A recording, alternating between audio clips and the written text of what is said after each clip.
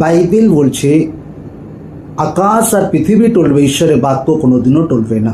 যদি লোকরা ঈশ্বরের বাক্যকে বিলিভ করছে যে ঈশ্বর আব্রাহামের জীবনে কলিং রেখেছিল, তাকে ওয়ার্ড দিয়েছিল যে তোমার নাম মহান হবে, আর সেটা শুধু ঈশ্বর আব্রাহামকে বলছিল না, তার দ্বারা যে কেউ আত্মিক রীতিতেও সেই ব্লাড লাইনে সামিল হয়, সে আত্মিক বংশতে সামিল হয়, এই ওয়ার্ড তার জন্য আছে, এই ওয়ার্ড আপনার জন্য আছে, এই ওয়ার্ড আপনার পরিবারের জন্য আছে। গ্রেটনেস, মহানতা আমাদের জীবনের হিস্সা।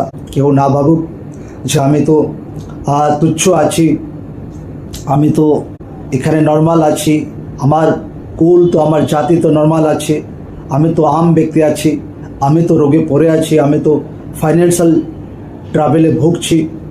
কিন্তু ওয়ার্ড লোকদেরকে বিলিভ করা দরকার আছে